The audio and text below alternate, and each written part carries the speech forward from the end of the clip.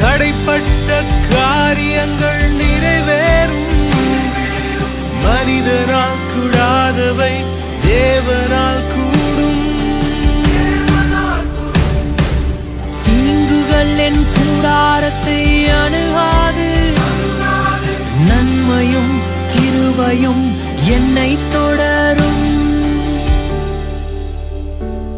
நான் நினைப்பதற்கும் வேண்டுவதற்கும் மேலாய் மேலாய் நன்மை செய்வார். நான் வெட்கப்பட்ட நாட்களுக்கு ஈடாய் ஈடாய் நன்மை செய்வார். இதுதான் நான் ஆராதிக்கும் தேவன். இதிலும் மேலானவை செய்வார்.